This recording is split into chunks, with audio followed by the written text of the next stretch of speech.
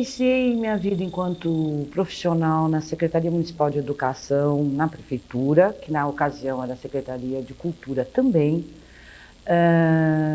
em 1969, em agosto de 69. A minha formação básica na ocasião era professora, com 2 anos de especialização em pré-primário na época, chamava-se, no Canadá. Eu era especializada em artes e matemática. E quando me mudei para São Paulo, o secretário então era o Dr. Paulo Zing, jornalista, que foi secretário posteriormente uma outra vez, e não havia concurso naquela época. Então, o processo para entrar era um estágio que se fazia gratuitamente, sem direito a contagem de tempo nem coisa alguma, e a gente fazia estágio por 3 meses numa unidade de educação infantil, na ocasião chamada Parque Infantil. Eu fiz estágio no Parque das Bandeiras, que é hoje o lugar onde é parada de ônibus, ali atrás da Câmara Municipal, e está completamente extinto, né, como muitos outros parques infantis e recreios, porque se alocavam nas praças públicas. Isso a gente conversa depois. Eu sei que é uma curiosidade que vocês têm. Bom, então nós fizemos um estágio durante 3 meses. A diretora era a Dona Ismeia, uma pessoa muito conceituada na rede municipal, dado o grau de exigência e perfeccionismo. Foi um estágio fantástico, era uma pessoa extremamente, se por um lado formal, por outro lado muito precisa do ponto de vista profissional. Um tratamento extremamente cortês, as pessoas tinham um relacionamento muito claro em relação ao que cabia a cada uma das categorias profissionais, o que cabia a cada um fazer, né? Então, na época, a educadora recreacionista cabia recriar a criança de forma educativa, ou seja, todas as atividades tinham um cunho, sim, de educação, só que obrigatoriamente elas deviam ser dadas num contexto lúdico, o que não é fácil. Então, esse Parque das Bandeiras atendia crianças de 3 a 7 anos.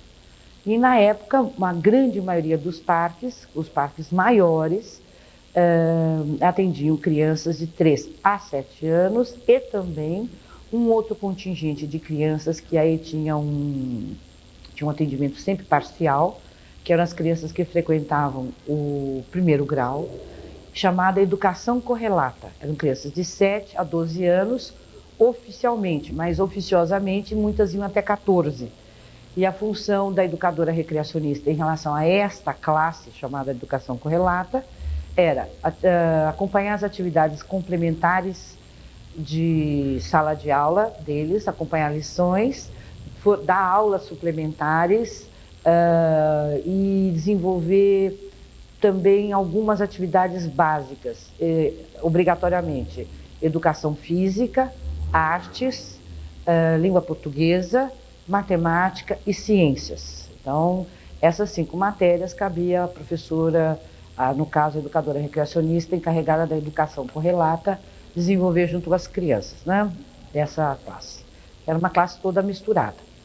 No Parque Infantil Praça das Bandeiras, não, só tinha crianças de 3 a 7 anos e havia algumas exigências extremamente formais, tais como uso do uniforme obrigatório, calça azul marinho comprida, sapato baixo com sola de borrachada, guarda-pó branco até o joelho, abotoado, cabelos presos, jamais uso de lenço.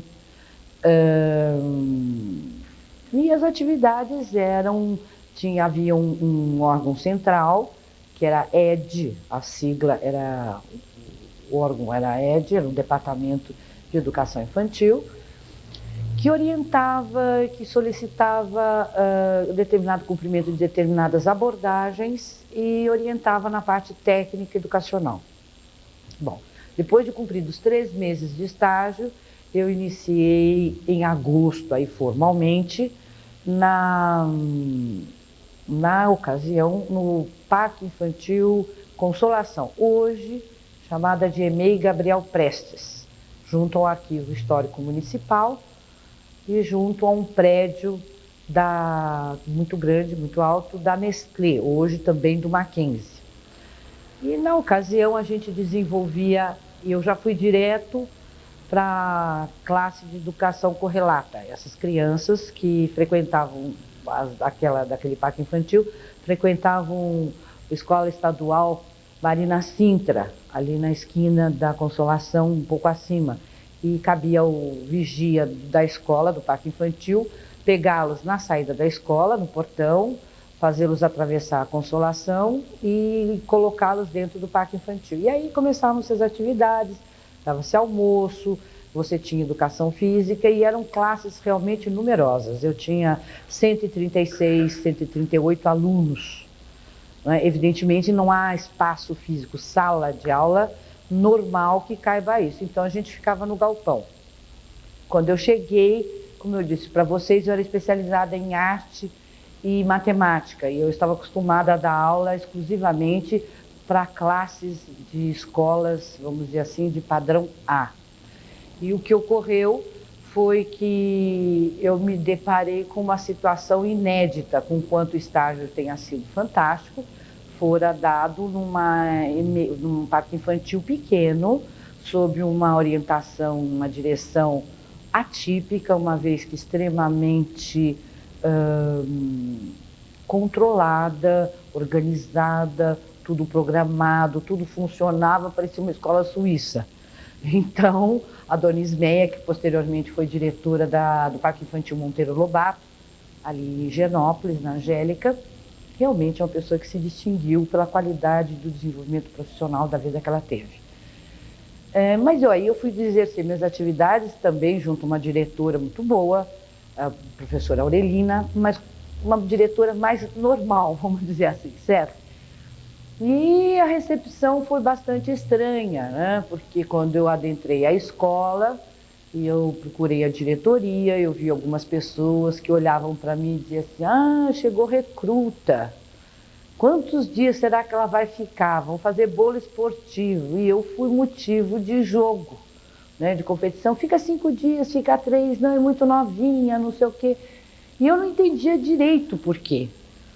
Aí quando eu fiquei sabendo que todas aquelas crianças soltas no parque eram os meus alunos e que não havia classe que comportasse tudo aquilo, e que as crianças eram daquele bairro e tinham, né, um histórico familiar assim também bastante significativo, de acordo com o ambiente. A maioria, um pouco mais de 80%, era filha de prostitutas ou strippers.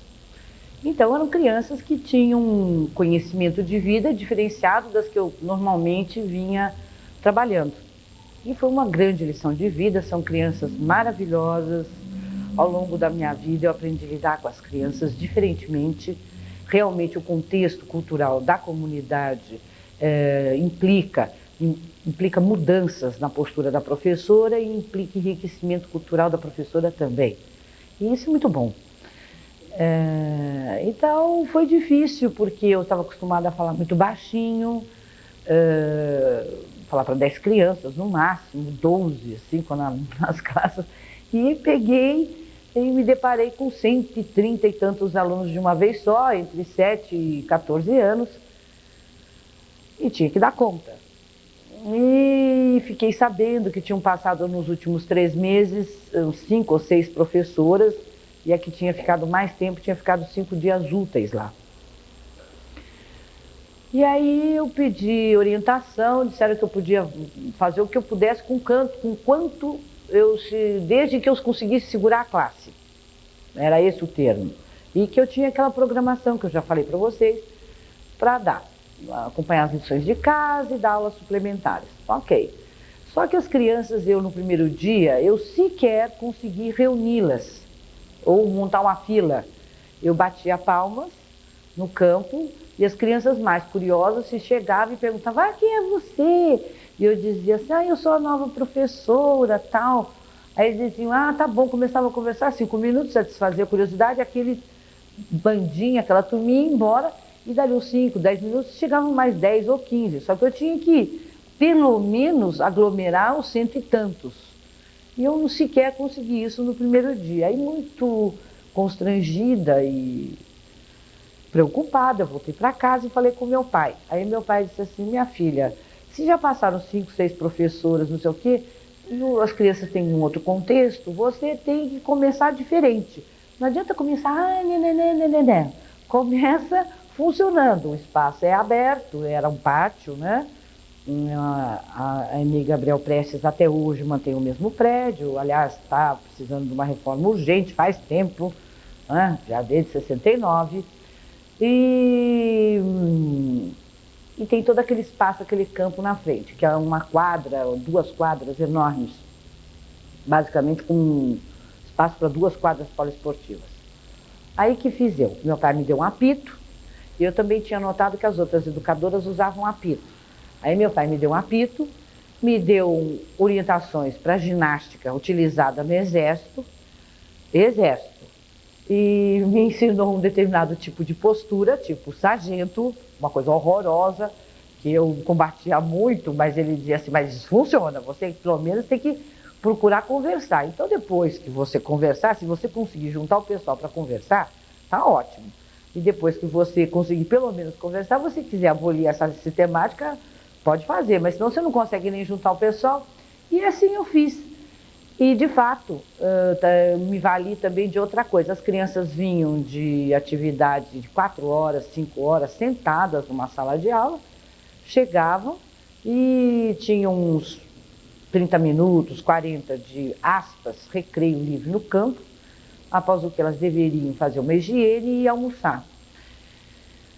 Então, modifiquei um pouquinho, eu soltei os 15 minutos e de apito em punho e berrando feito sargentão, eu procurei reunir as crianças e formar fila. Aí notei que a proximidade do corpo também dava empurrão, chute, que também não funcionava. Aí distanciamento, igual exército, né? Estende a mão e vai, não sei o quê. Aí funcionou.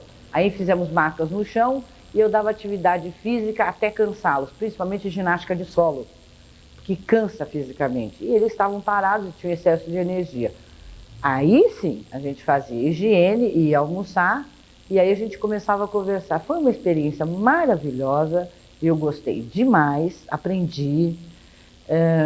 No começo as crianças relutaram, né, porque não estavam acostumados a ter qualquer orientação. Eu aboli logo em seguida a ginástica cansativa, porque a gente cria um outro tipo de vínculo com as crianças. Naquela época, formalmente a gente era chamada, vamos dizer assim, funcionalmente, de mensalista, né? Não havia substituta, e as mensalistas só haviam 25 efetivadas por lei, por questão de serviço em tempo de guerra. Não havia tido ainda um concurso público para educadora recreacionista. Esse primeiro concurso ocorreu em 72, 73. E era interessantíssimo, porque eles contavam, por exemplo, a taxa do hospital municipal, mas você não tinha direito a usar. E era gozadíssimo. E também não tinha férias, não tinha direito às férias. Você trabalhava direto, porque você era mensalista, educadora recreacionista mensalista, sem direito a férias. Não existia isso em lugar algum, mas para a gente existia. São 2 anos de férias que eu reivindico até hoje. Então, gozadíssimo, e aos poucos essas situações foram sendo vencidas. A carga horária diária eram 5 horas, trabalhava-se todos os sábados, eram 6 dias por semana, carga horária 5 horas. As professoras daquele lugar eram educadoras recreacionistas bastante antigas. Por lá passara também a famosíssima professora Maria Tereza Fumagalli. Era um parque infantil central, tido como central, vamos dizer assim, de destaque. E tinham educadoras muito interessantes, como figuras históricas que lá passaram. Nós temos também a Vera Lúcia Vei, que hoje é coordenadora da SEMP do Estado, e que nós tivemos a oportunidade de contá-la aqui, trabalhando conosco, diretora de EMEI também. Então, é uma EMEI que tem muita história, muita gente passou por lá, e Foi assim, o primeiro concurso público ocorreu em 72, 73, e década de 70, os 5 primeiros anos da década de 70, marca uma diferença muito grande, vamos dizer assim, na vida da educação infantil municipal em termos de Secretaria Municipal de Educação. Por quê? Porque realmente assumiu a direção do órgão central a professora Maria Tereza Fumagalli, que inegavelmente é conquanto uma figura polêmica. Aliás, todo mundo que faz alguma coisa torna-se polêmico, né, nesse país. Porque mudar alguma coisa já é difícil na empresa privada, mas dentro de um setor público é uma coisa hercúlea realmente. Então, na época, inclusive, as propostas dela eram extremamente discutidas e discutíveis. Vamos nos lembrar também que o contexto político do país é necessário que se faça um contexto. Nós estávamos no início vamos dizer assim, no auge da gloriosa Revolução de 64, iniciada em 64, fim de 60, década de 60, 71, 72, havia todo um contexto de militarização. A figura da professora Maria Tereza era uma figura, assim, hoje entendida como autoritária, na época entendida como ditatorial, porém, inegavelmente, quem teve oportunidade de viver aquela época, os melhores treinamentos pelos quais passaram as educadoras foram promovidas por ela.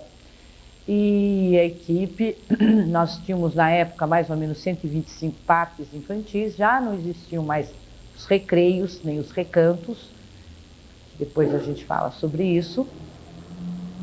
E a professora Maria Tereza, sob a orientação dela, que a educação infantil, os parques infantis mudam de denominação, passam a chamar-se Escolas Municipais de Educação Infantil, EMEIs, sigla, e as professoras alternam a denominação da sua situação profissional. De educadora recreacionista, elas passam para professoras de educação infantil. Também é por essa época que algumas situações começam a se regularizar. A priori, nesse primeiro momento, garante-se as férias de um mês para as professoras de educação infantil. Mas o parque infantil, assim como a EMEI nesse primeiro momento, e é uma coisa muito interessante, ele fechava apenas 5 dias por ano. Ele funcionava ininterruptamente o ano inteiro. Ele fechava 1º de janeiro, terça-feira de carnaval, 1º de maio, 9 de julho e 25 de dezembro. Parece que eu pulei 7 de setembro e 15 de novembro, mas não é isso. É que 7 de setembro e 15 de novembro eram dias de apresentação cívica dos alunos e dos professores. Então era dia de trabalho, sim. Certo? E funcionava, inclusive, aos sábados, como eu já tinha dito. Aí há um primeiro movimento em que se diminui a carga horária de 5 horas do profissional, passa para 4 horas e meia. As crianças, alternadamente, havia alguns parques que funcionavam em 2 turnos, né? No primeiro momento, 2 cargas horárias de 5 horas, depois 2 cargas horárias de 4 horas e meia, e algumas crianças, em alguns parques infantis, ficavam o dia inteiro. De qualquer forma, existe uma questão aí que é interessante ser abordada, que é a questão da alimentação.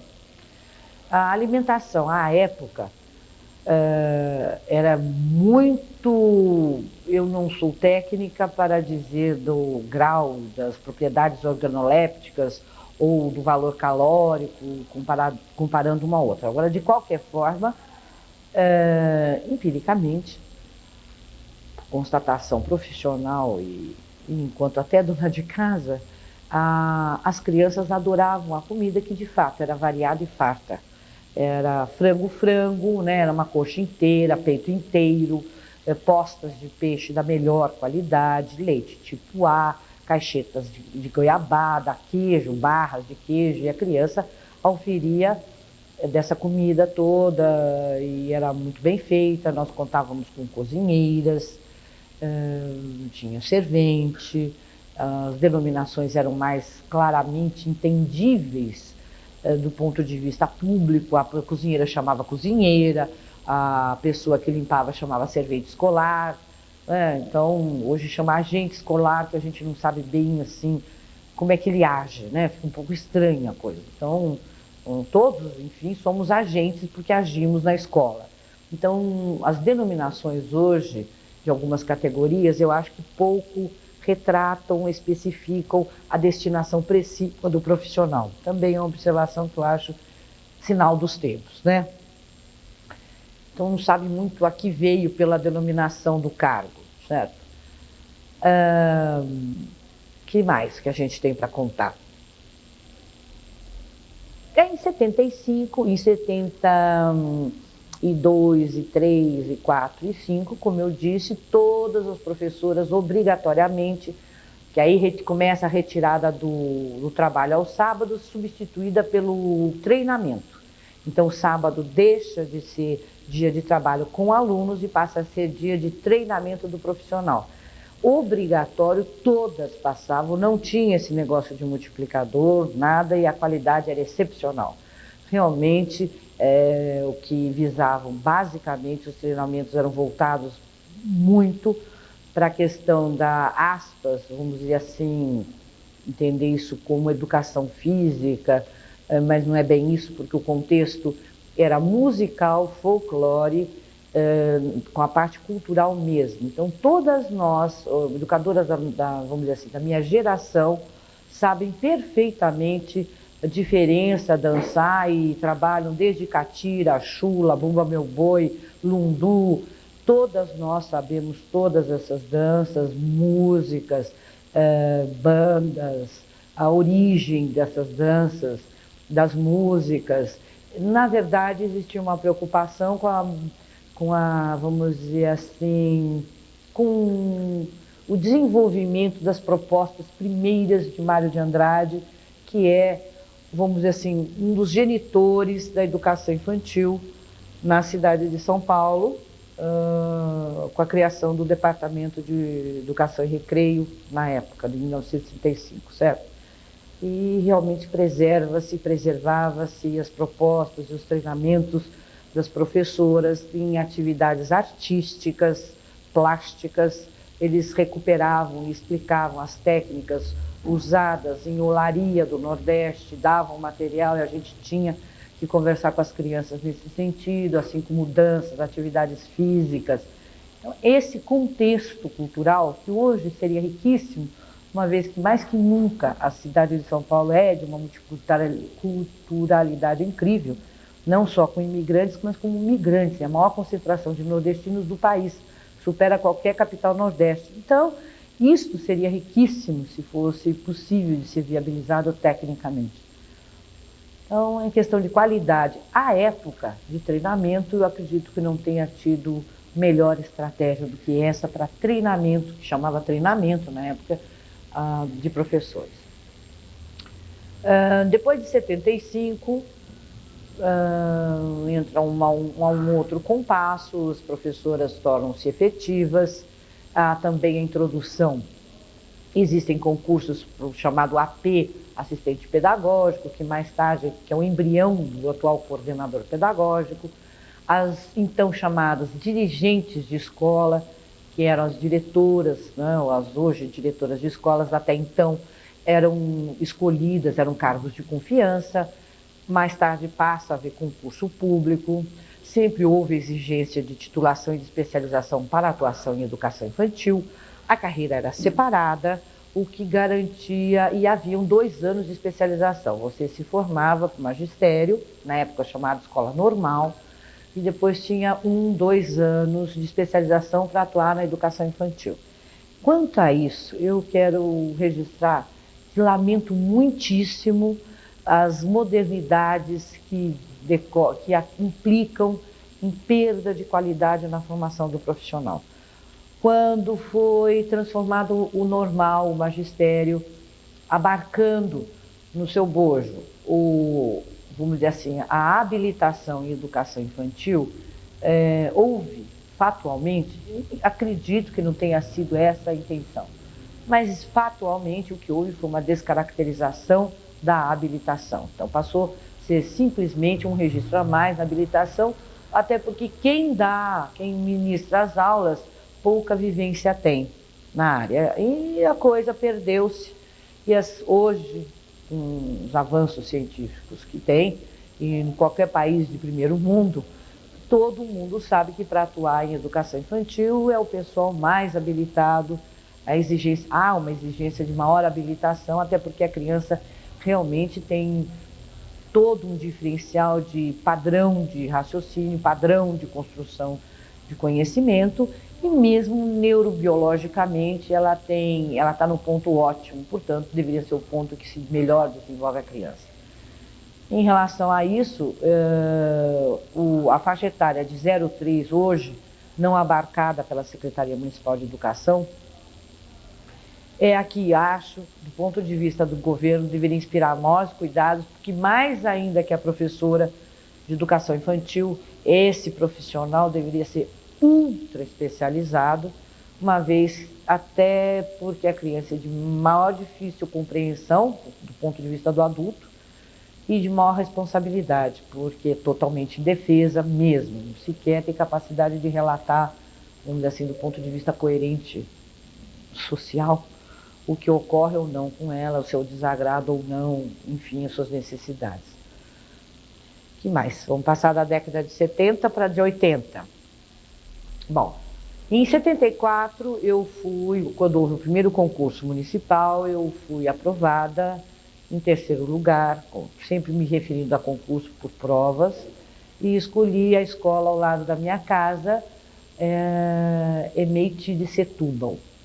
Seria interessante também citar que os parques infantis, e aí até por algum tempo as EMEIs conservaram um número, que era um progressivo de ordem crescente, em ordem de criação, né? Que era o PI 29. Né? Tinha o PI 29 e o PI 32, a EMEI Gabriel Prestes e a EMEIT de Setúbal. Ou seja, PI Consolação e PI Itaim Bibi. Toda a área ali, quando eu cheguei na EMEIT de Setúbal, era praticamente a quadra toda, porque toda aquela área, antes da retificação do Rio Pinheiros, ou seja, chegava até as margens do Rio Pinheiros, tinha sido doado pela família Couto Magalhães para instituições municipais que visassem a cultura e a educação infantil. O objetivo deles era que se criasse ali parques infantis, uma biblioteca, clínicas de educação infantil, ou qualquer coisa ligada à criança. De fato, quando ali cheguei, havia uma área verde maravilhosa, porque os parques infantis na época tinham uma orientação no sentido de uma proporcionalidade entre área construída e área verde. Era estipulado uma área verde bastante grande, mesmo para a época era considerável, tinham 8 jabuticabeiras com mais de 80 anos, era uma coisa frondosa, lindíssimas. A EMEI funcionava na antiga sede da chácara do senhor Leopoldo Couto Magalhães. A zeladoria funcionava onde era a Casa de Barcos, a então Casa de Barcos. Enfim, é um sítio histórico, era, né? E aí tinha algumas áreas ali, inexplicavelmente, eu não sei bem o que ocorreu, mas enfim, ali tinha naquela quadra, tinha uma biblioteca, que lá existe até hoje, Anne Frank, municipal. Aos fundos funcionava a APAE, e havia o então chamado DSE, Departamento de Saúde Escolar, que era um dos departamentos da Secretaria Municipal de Educação, encarregado de saúde e de merenda, onde a parte de alimentar da Secretaria contava com técnicos específicos. O que mais que você quer que eu conte? E já não havia educação correlata, isso é importantíssimo contar. Na década de 70, coisas incríveis aconteceram na educação infantil.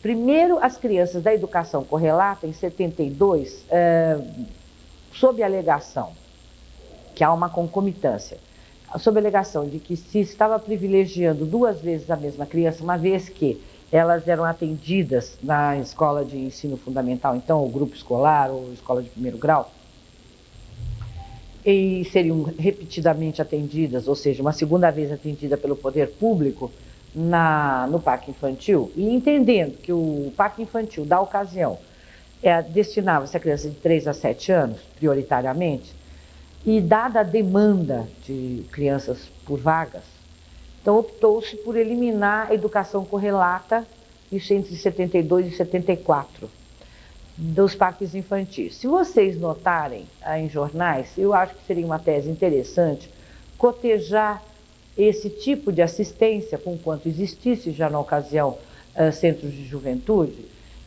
mas seria interessante cotejar isso com o aparecimento do chamado trombadinha, ou seja, o menor da rua ou o menor na rua, como queiram, há uma diferença, mas de qualquer forma o fato permanece o mesmo. A criança tem um período de ociosidade sem uma orientação educacional específica, né? E aí os resultados nós temos aí. Não acho que seja culpa do poder público, não. Acho que a família, exclusivamente, acho que a família é responsável, mas acho que deva haver uma orientação de política educacional que preveja situações de amparo sociocultural, educacional e mesmo de orientação física a essas crianças, né? Basicamente é isso. Também, estou falando que década de 70 é must, tem tudo na década de 70. Então, maravilhosamente, surgem alguns projetos assim incríveis.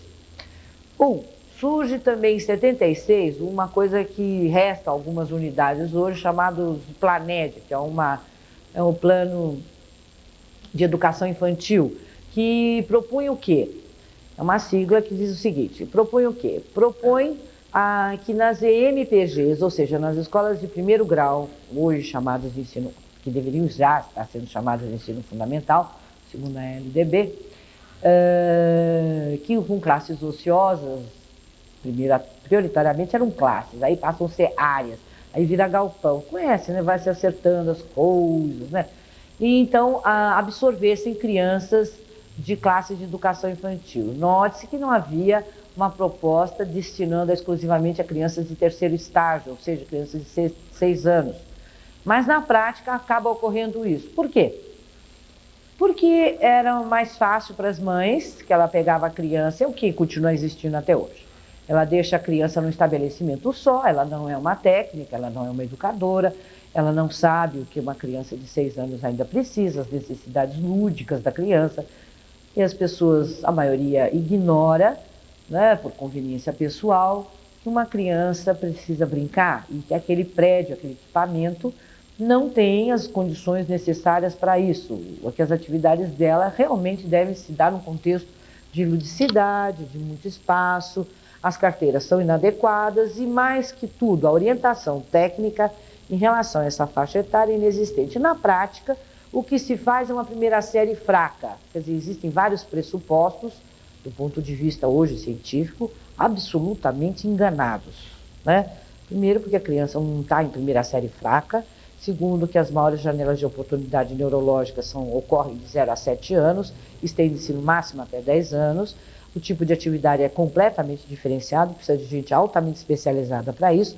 Mas acho que o Brasil, em um momento, chega lá. Nós estamos a 632 dias do ano 2000, se eles não estão resolvendo nem o problema do bug do milênio, que é a questão do computador não conseguir fazer a leitura do 00 e vai dar uma geral isso aqui, financeiro.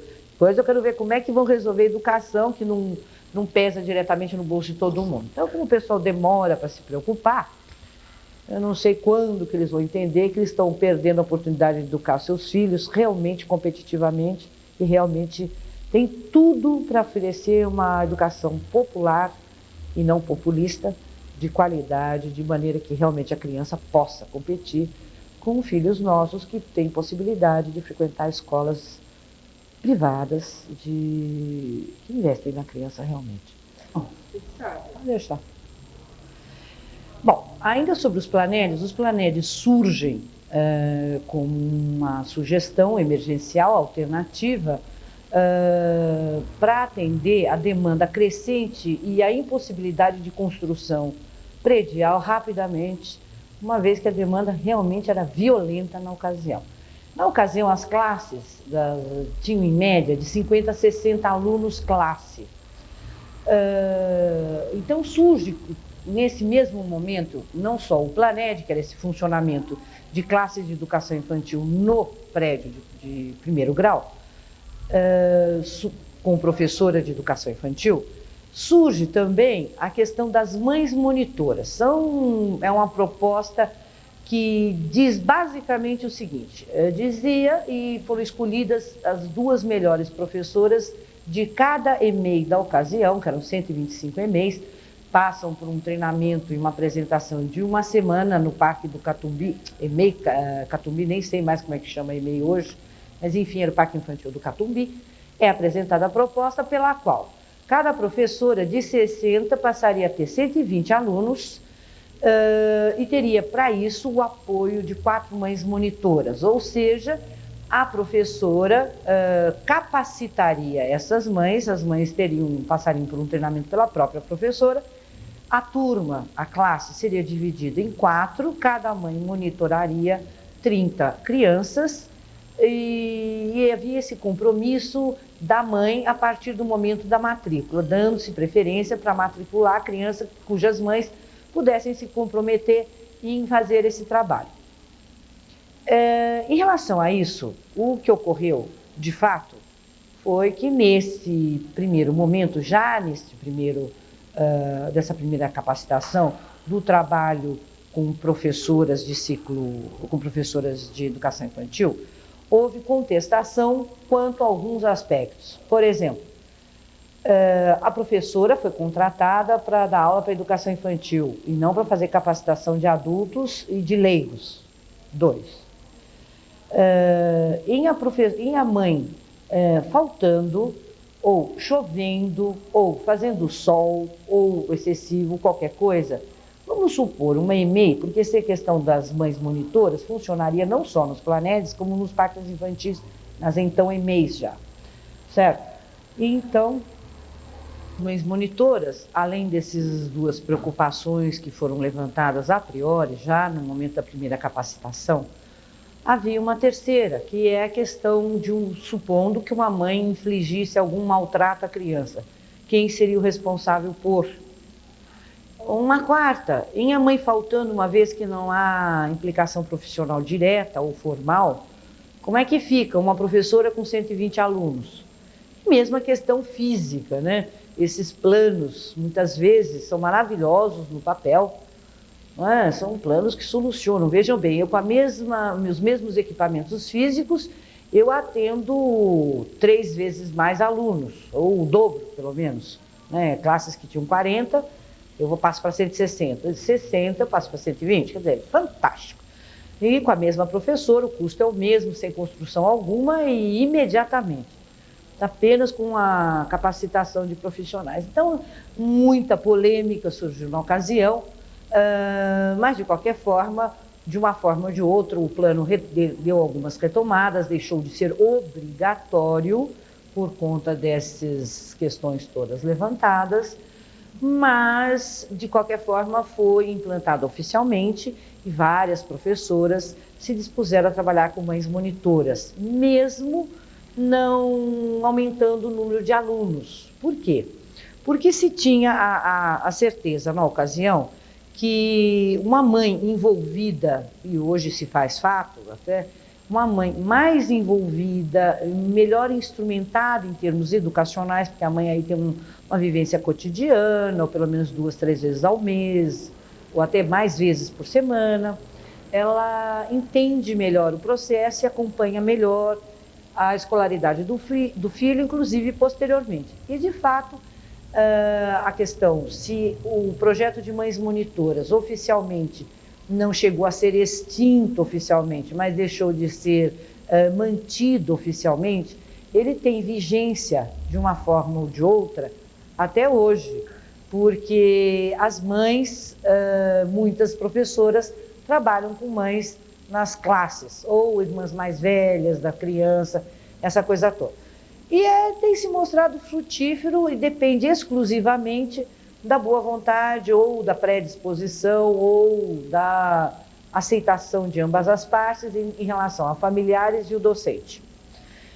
Então, teve essa questão toda, houve esse esforço todo para se apresentar uma proposta que desse conta da demanda das crianças, né? Que realmente, a partir da década de 70, sempre vincula-se à questão da mãe que trabalha, o que na educação infantil, nas EMEIs, é meio complicado, porque depende de região para região, não é bem essa a realidade, nem há dúvida que a maioria das crianças advém de famílias com poder aquisitivo baixo. Porém, hoje a gente já vê até com satisfação que as mães colocam as crianças na EMEI realmente para iniciar um processo de escolaridade, um processo de educação.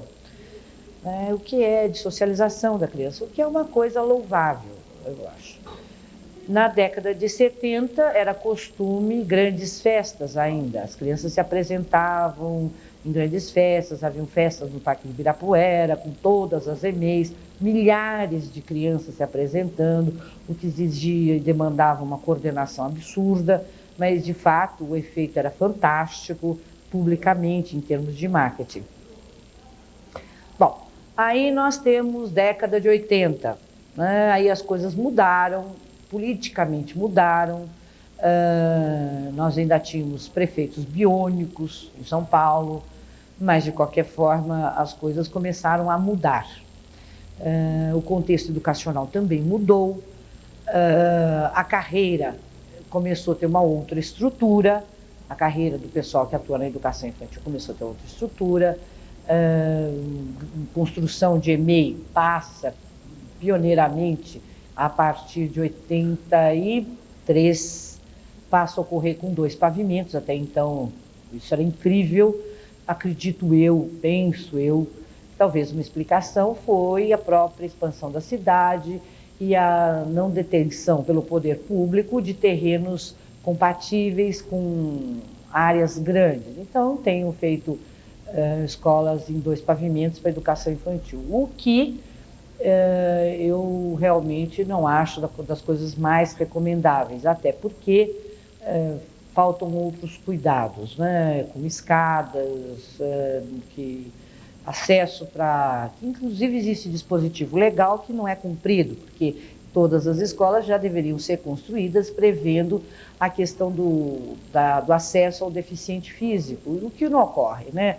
Nós não deveríamos ter escadas e sim rampas, tem a questão dos banheiros, tem a maximização da utilização dos prédios, que passa posteriormente até abrigar educação de adultos, isso já no fim da década de 80, 89 e início de 90, o que implica inclusive exposição a riscos de contaminação, vários tipos de doenças, inclusive doenças sexualmente transmissíveis, uma vez que os adultos usam os banheiros das crianças, o que é proibido terminantemente. No momento, acredito eu, que não tenhamos mais educação de adultos funcionando em EMEIs. As EMEIs são atípicas no sentido da sua localização geográfica, uma vez que sendo o célula máter da Secretaria de Educação, 1935, criadas nos então bairros operários, cujo objetivo, com quanto de análise de alguns historiadores, eu gostaria de remetê-los a documentos primários, documentos originais, digam que era assistencialista, eu gostaria que realmente buscassem consultar os documentos primários. Porque foi na década de 80 que nós tivemos oportunidade de vir trabalhar aqui e a partir de 83 nós iniciamos um processo de recuperação histórica, eu tenho formação em biblioteconomia e documentação, e a nossa preocupação era da dispersão e da pouca sistematização e valorização, preservação histórica até, da documentação da própria secretaria, que tinha começado como departamento de cultura, transformou-se em cultura, foi cultura, esporte, higiene, e depois separa higiene, depois separa esporte, depois fica Secretaria de Educação e Cultura, depois separa a cultura. Então, ao longo desse processo todo, a documentação se perde, você não tem os documentos originais, você não tem os depoimentos à época e a posteriori de pessoas. Então, de 82, de fim de 82, início de 83 a 85, nós montamos no então DEPLAN 2, divisão de planejamento e pesquisa, aqui da então SUPEME e DEPLAN, que é a parte de orientação técnica específica, hoje conhecido como DOT. Esse DEPLAN 2 não existe mais, não foi substituído por nada. Nós pudemos gerenciar um projeto que buscava justamente recuperar a memória. Então, sistematizamos, tínhamos um grupo de 17 a 15 pessoas, oscilando por 3 anos, de pessoas que buscavam recuperar todos esses documentos. E foi feito um movimento muito grande na rede, recuperando fotografias originais, filmes, inclusive, na Casa da Marquesa de Santos, mais de 3.000 exposições, feito com lupa, recuperação do filme, da época de Mário de Andrade, Tarsila, Dr. Nicanor Miranda, tivemos a oportunidade de fazer o depoimento oral dele, Dona Nini Duarte, Dr. Paulo Duarte, Raul Bop. Nós realmente tínhamos um contexto cultural ainda de pessoas muito sadias do ponto de vista físico e mental, que propiciaram a recuperação, e eu queria agradecer realmente, recuperação da história oficial, a manifestação pública através de jornais e revistas, modinhas, e mesmo o depoimento oral dessas pessoas, de outras envolvidas, de outras entendidas como pessoas simples, mas que na verdade são as mais importantes, que eram professoras que passaram, que antecederam a nossa entrada, da época que a professora chamava jardineira, né, que era uma concepção, e tudo isso desvela as várias concepções pelas quais passou a educação infantil municipal ao longo dos seus 60 e tantos anos de história. Nessa década, então, em 85, para culminar o trabalho, a gente monta um primeiro congresso municipal de educação infantil, e que, como corolário de um trabalho efetivado de recuperação da memória. E que vários aspectos, montaram-se na ocasião vários arquivos. Então, a recuperação da memória foi feita do ponto de vista de edificações, padrões de edificação, o que era, material usado, desinauguração, não inaugurada, de madeira ou não. Depois foi feita a recuperação de 35 a 85 do ponto de vista da alimentação. Existem curiosidades, por exemplo, a introdução da sopa ocorre, que a primeira alimentação tida como refeição ocorre por volta da Segunda Guerra Mundial. Antes disso era só pão e leite, era lanche, merenda. A questão dos trabalhos manuais, dos primeiros alunos, nós tivemos a oportunidade de contar com alunos, fazer uma exposição muito bonita da década de 35. Do ponto de vista da evolução das categorias profissionais envolvidas na educação infantil, veja bem, até 82, né, no início tinha médico sanitarista, professor de educação física, educadora de saúde pública. E em relação ao comentário de que pouca parte de educação, vamos retomar, eu acho que a história tem que ser analisada, pode ser um modo particular de eu verificar a coisa, mas parece-me que, incontestavelmente, a melhor escola normal que havia era Caetano de Campos. Os melhores professores, os professores mais bem formados, na ocasião, eram da Escola Caetano de Campos, com a habilitação em pré-escola altamente exigente, e eram esses professores que atuavam nos, então, parques infantis. Portanto, para a época, a proposta era a melhor que havia. Os equipamentos de que se dispunha, a área verde necessária, a exigência do padrão, era de qualidade europeia, que eram as melhores do mundo na ocasião. Seria fantástico que hoje a gente pudesse dizer o mesmo, né?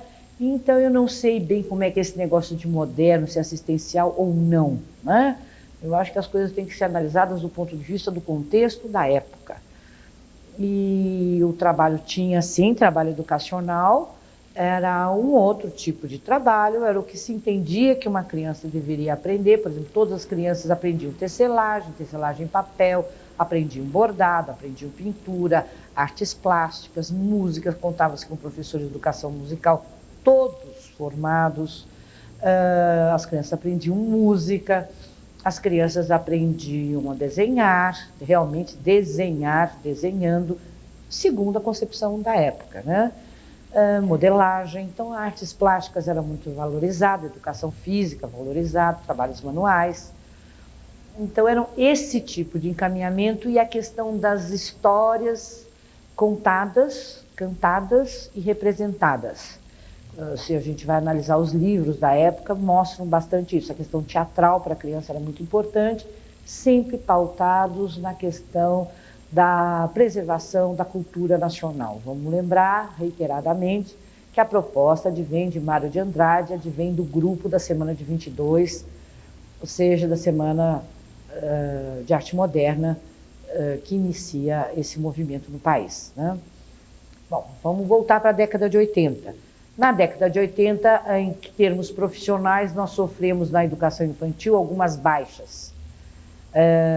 Em 83, entre 83 e 85, deixam de atuar nos parques infantis, a carreira de educador musical é extinta na vacância e os professores de educação física passam a atuar exclusivamente no primeiro grau, né, hoje ensino fundamental. Que mais que a gente sofre de perda?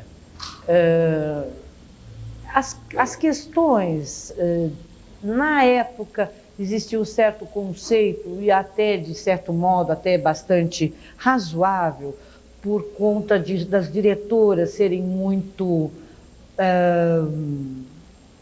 uma estabilidade muito grande, elas se assenhoreavam, vamos dizer assim, a escola passava a ser um ambiente excessivamente familiar entre os profissionais.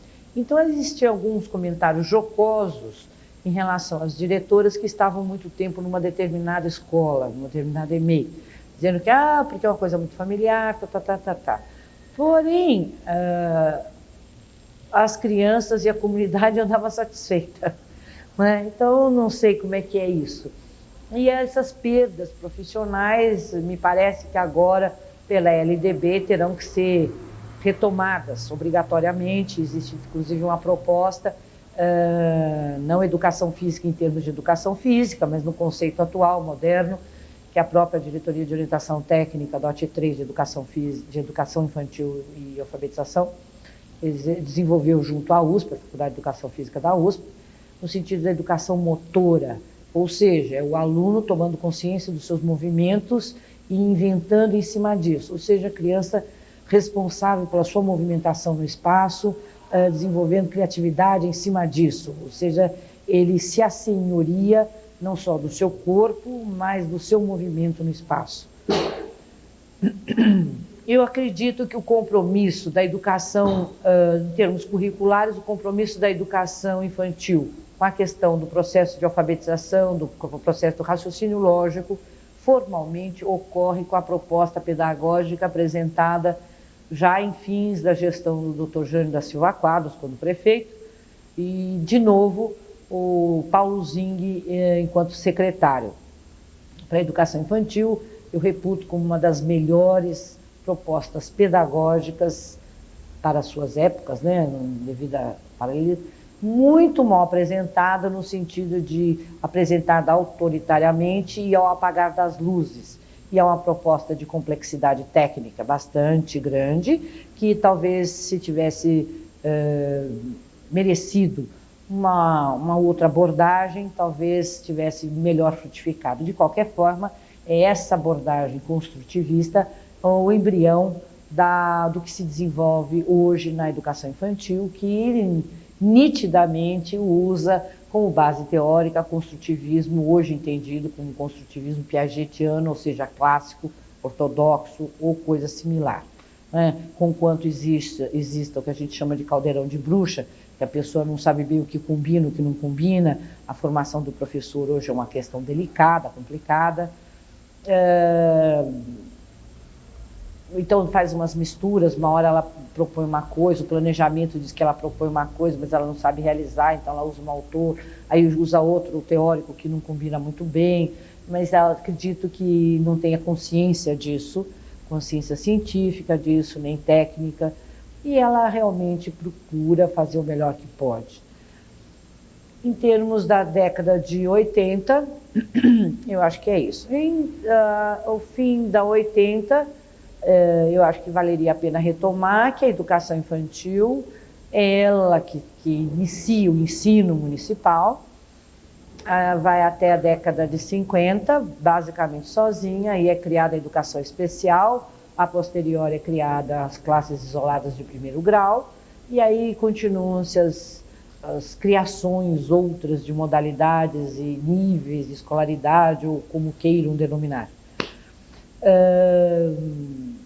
De qualquer forma, a grande perda primeira que ocorre já entre 89 e 92, quando técnicos especializados em primeiro grau entendem que, conquanto a educação infantil represente 50% das escolas da rede municipal, elas não precisariam de uma orientação técnica específica e desativam o então DEPLAN 5. Há também uma retomada do organograma da Secretaria Municipal e há uma transformação de nomenclatura e mesmo de filosofia das então divisões dos DEPLANs, que tornam-se DOTs, Diretorias de Orientação Técnica. E o DEPLAN 3, o DEPLAN 5, torna-se DEPLAN 3. Então, historicamente, a educação infantil, conquanto célula máter e conquanto expressiva na rede municipal de educação infantil, a meu ver, tem tido perdas gigantescas na maneira de ser encarada em política educacional. Ela deixa de ser departamento, passa a ser divisão, depois a divisão é desativada oficiosamente. Quando se assume o governo em 93, com a mudança da política, a divisão está desativada há muito tempo. A proposta descentralizada ocorre de maneira não uniforme. Cada DREM, na época chamada NAI, Núcleo de Ação Educativa, e hoje DREM retoma-se o nome, Delegacia Regional de Ensino Municipal, propunha ou não propunha, fazia encontro, grupo de formação ou não, para a educação infantil, né? E quando fazia em termos de primeiro grau, solicitando que se adaptasse para a educação infantil. Poucas foram as DREMs, os NAIs, que tinham um pessoal com formação específica para fazer os grupos de formação profissionais em educação infantil. Também é em 92 que a revelia das duas consultas efetivadas na rede, uma pela própria Secretaria de Educação e outra com a contratação da firma Toledo Associadas, e também a consulta por 4 anos no sindicato da categoria. As carreiras de educação infantil e de primeiro grau são integradas enquanto, vamos dizer assim, especialistas, ou seja, coordenadores pedagógicos, diretores e supervisores. Então, à época, houve uma grita e depois as pessoas se acomodaram, e as escolas de educação infantil são centrais, e aí, como tem concurso de remoção todo ano, as escolas centrais são as mais visadas e tornaram-se postos de aposentadoria, onde os especialistas vão e ficam 6, 8 meses, independente de ter experiência ou não na área ou qualquer compromisso maior a longo prazo, o que tem demonstrado problemas até mesmo de propostas de atendimento à demanda. As escolas centrais são as que mais fazem, acredito eu, tem falta de, ou está sem o CP, ou está sem o diretor, ou está sem ambos, ou está sem alguma coisa em meio do ano. A pessoa fica 3, 4 meses, se aposenta, um direito que tem, mas eu acredito que isso em detrimento realmente da qualidade da educação municipal.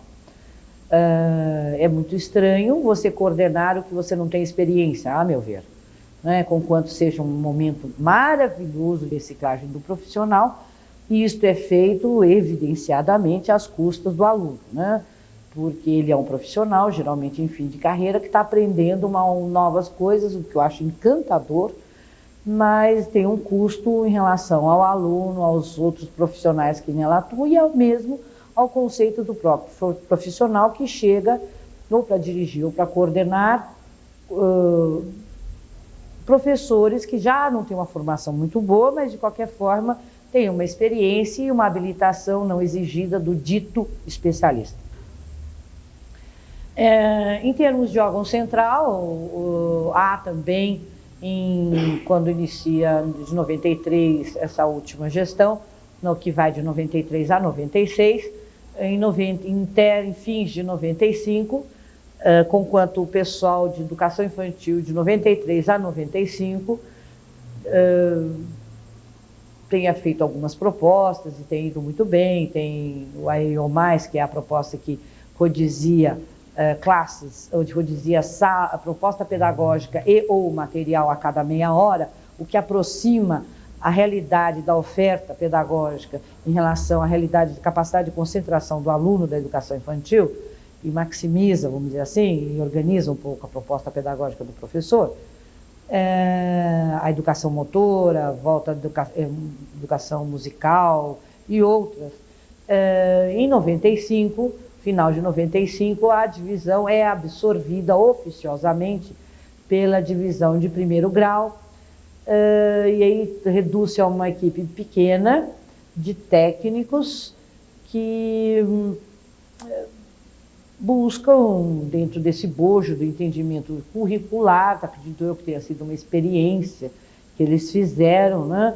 Uma vez que legalmente não tinha amparo algum. Então houve essa questão e a equipe de educação infantil ficou, vamos dizer assim, inserida na de primeiro grau. Depois isso é retomado já nesta atual gestão administrativa, início dessa gestão administrativa, com a desativação daquela outra divisão que também não existia, que era de supervisão, e aí retoma-se aos termos legais, ou seja, uma divisão para educação de adultos, outra para educação infantil e outra para primeiro e segundo graus. Eu acredito que, em termos, nesse final de ano, agora em início de ano, aliás, tivemos oportunidade de colaborar na organização, na montagem do segundo Congresso Municipal de Educação Infantil, uma vez que, pela primeira vez, pela LDB, a educação infantil é abarcada enquanto educação básica. E há um momento de grande reflexão, até por conta de enfoques financeiros, se cotejarmos com a lei dita do fundão, que exclui a educação infantil como passível desse repasse de verbas que sai dos municípios e estados, vai para o federal e volta para os municípios. O que diferencia, acaba dando uma diferença na questão do tratamento dos profissionais que atuam num ou no outro segmento. A questão das verbas é uma coisa fundamental, assim como esse último documento que é lançado, proposto pelo MEC, Parâmetros Curriculares Nacionais, tanto de educação infantil, quanto de primeira, quarta, quinta, oitava séries, que nós tivemos oportunidade de discutir, inclusive com o pessoal do MEC, entendendo que, enquanto o governo federal tem que responder por uma educação infantil ainda assistencialista, ainda com o pessoal leigo, tarará, em vários recôncavos deste país, a educação municipal tem o seu próprio currículo, organizado e reorganizado, um documento chamado Reorganizadores de Áreas, né, do Conhecimento, que deve estar em constante reelaboração pelo que foi proposto. Eu espero que e que, de fato, em termos pedagógicos, tem avanços significativos em relação aos parâmetros.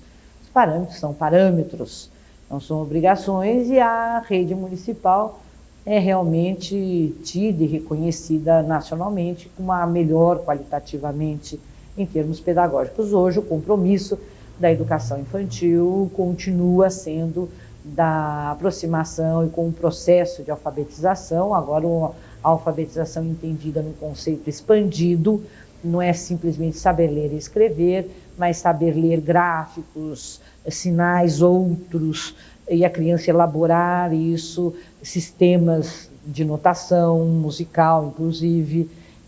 Então, o que se propõe é que esses estudos continuem e que a educação infantil possa gozar do que ela merecidamente, historicamente construiu, qualidade e empenho dos senhores políticos. É só isso que eu tenho para dizer.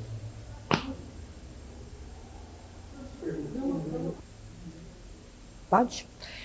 Bom,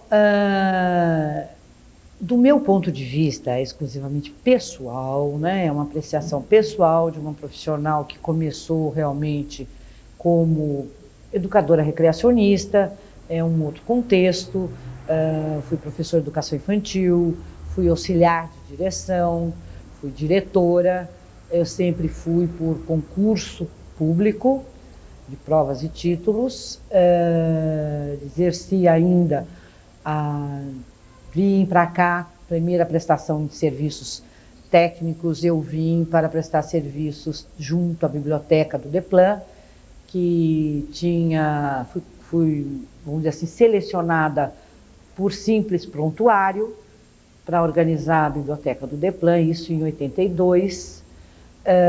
Depois, por conta da minha especialidade, enquanto pesquisadora, eu fui para a DEPLAN 2, que era o DEPLAN de pesquisa, como eu já relatei, e aí desenvolvi esse Memória da Educação Infantil. Organizamos o primeiro congresso e depois fui para a rede, voltei para a rede enquanto auxiliar de direção. O primeiro concurso de diretora que houve eu prestei e sou diretora, encerrei minha carreira ocupando o cargo de diretora da EMEI Carlos de Laedra, em 5, no Campo Limpo.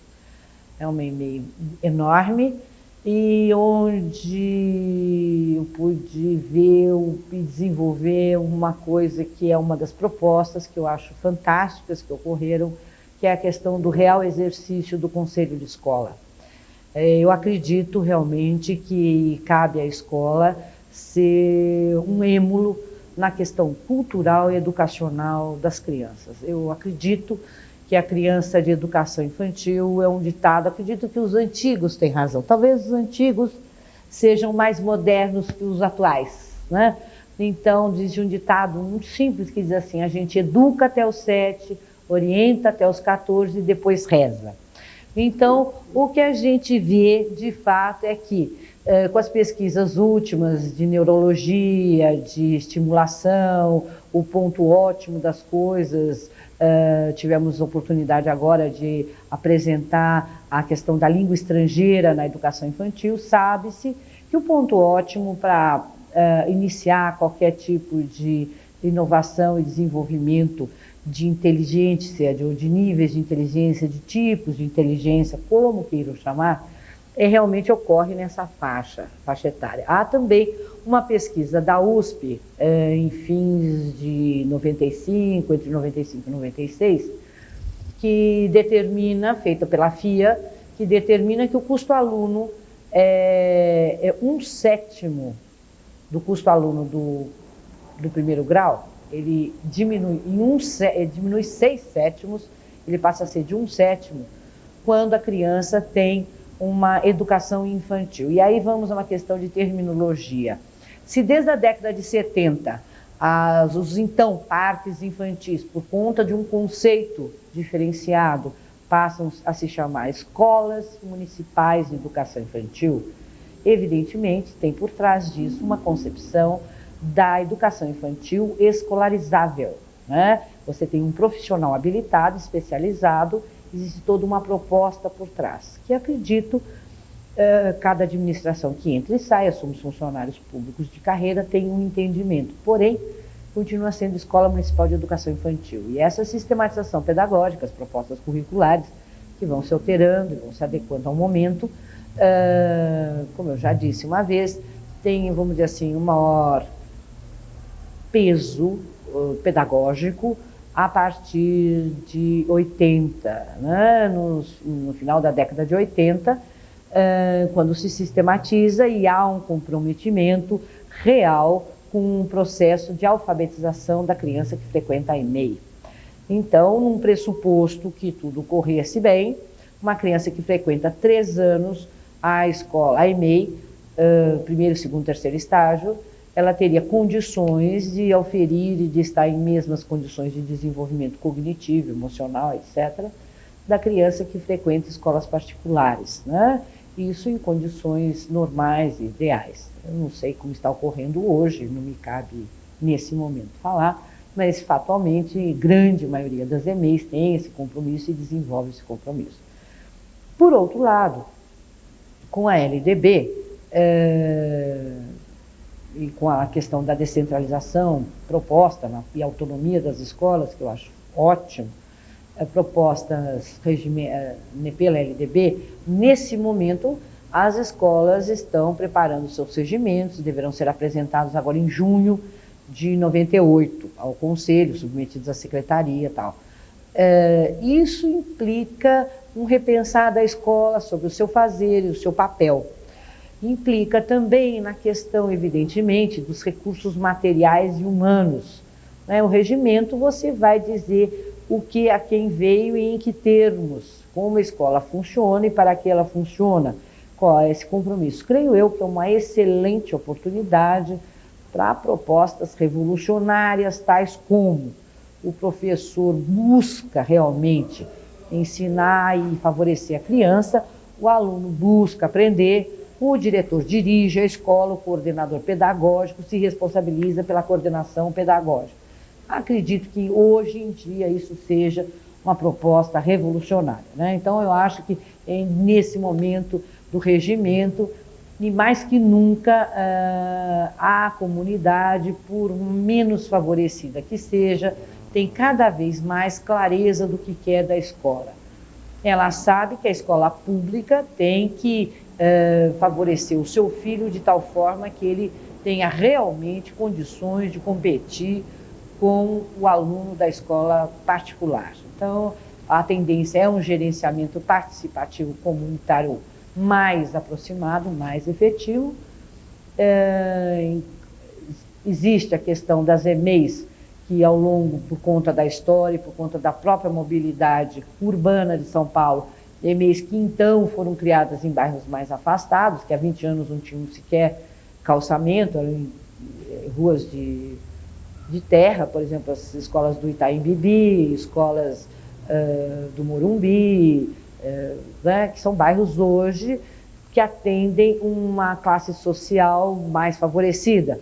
E acredito eu que essas EMEIs que dispõem de um espaço amplo, as EMEIs são privilegiadas hoje, fatalmente o que nós temos são escolas, as EMEIs, por conta das suas exigências históricas, são as escolas que melhor têm condições de desenvolver a educação ambiental, que está contida em temas transversais, estipulados pelos parâmetros curriculares nacionais, e são áreas verdes privilegiadas dentro de bairros, e mesmo bairros residenciais de alto nível, e mesmo regiões comerciais fantásticas. Acho, por outro lado, que há que ter um movimento consciente político de preservação desses espaços, enquanto espaços para a educação infantil, ainda mais numa cidade que cada vez menos tem áreas de segurança para a criança se educar, né? São espaços privilegiados que devem ser preservados.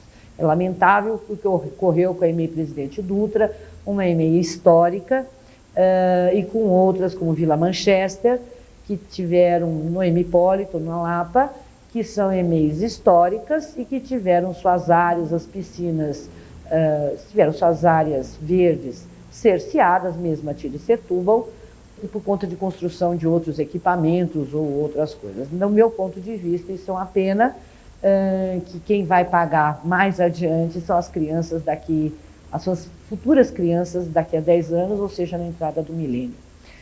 A área verde tem que ser preservada até para o bem comum, né? E especificamente para as crianças de educação infantil. Eu acho que com gerenciamento local, talvez isso se faça melhor. Espero que sim. Quanto às verbas, me foi questionado como é que fica a educação infantil. O que eu tenho a ponderar é o seguinte: em não tendo mudado a Constituição Nacional, e pela Constituição Nacional, Constituição Federal, cabendo ao município, prioritariamente, e não podendo atuar em outro segmento, em outro nível de escolaridade, antes, pelo que diz a lei, antes de satisfeita a demanda da educação infantil e do ensino fundamental prioritariamente,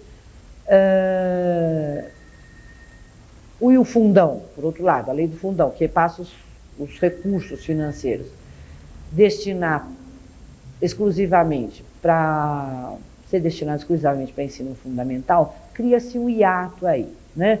Então, em conta grosseira, vamos dizer assim, né? Basicamente, 90% desta verba do fundão é para ensino fundamental e 10% é para outras despesas. Então, teríamos, se contássemos exclusivamente com a verba do fundão, teríamos o seguinte pressuposto: 90% das crianças do município nascem aos 7 anos. E 10% pode nascer com 0 mesmo, certo? Então, a coisa precisa contar com outro tipo de verba. Agora, vamos lembrar que a Lei Orgânica do Município de São Paulo diz o seguinte: entendido o que se configura como receita municipal, 30% dessa receita deve ser aplicado na educação. E aqui eu quero chamar mais uma vez a atenção à questão de termos e o que eles têm de conotação. Educação, necessariamente, não é rede municipal de ensino.